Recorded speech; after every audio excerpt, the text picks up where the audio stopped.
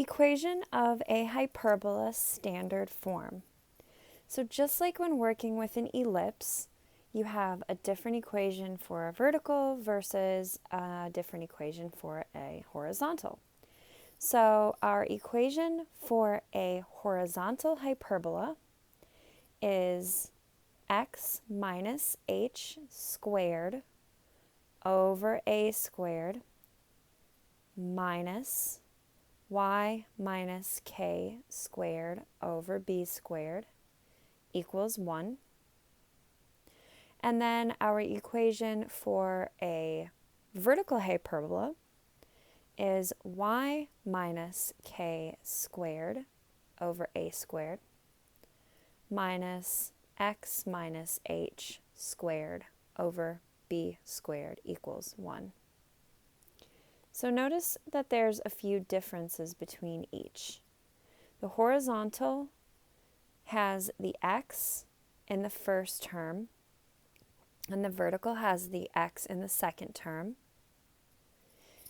The horizontal has the y in the first term, where the vertical has the y.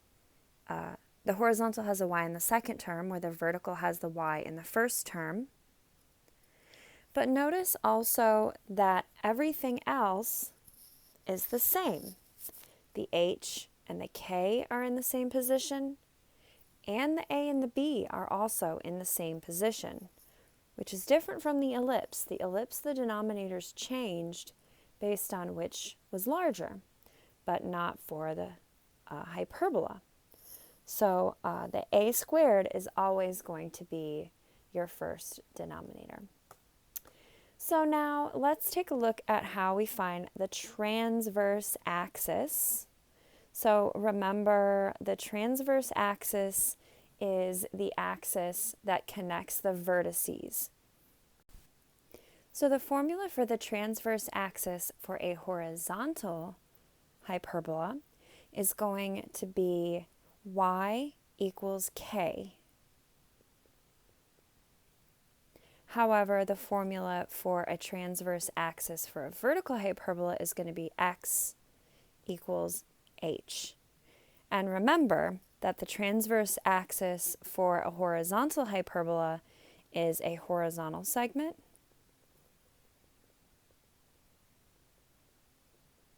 and that's why it's y equals, and the transverse axis for a vertical parabola is a vertical segment,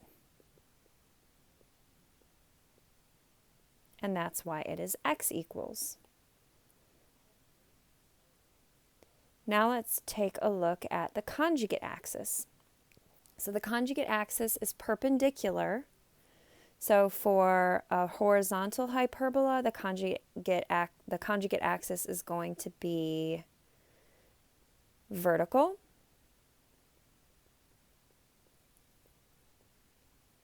And for the vertical, the conjugate axis is going to be horizontal.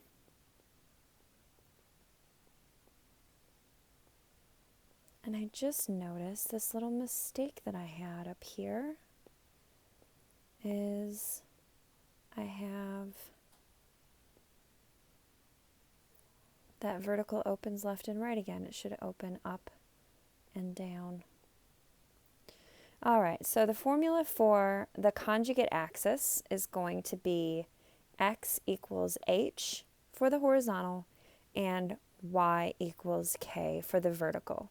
So notice how we just flip the two formulas depending upon the type of hyperbola.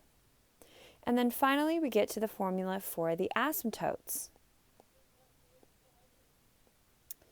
And then this formula is going to come from y equals plus minus b over a times x minus h plus k for the horizontal.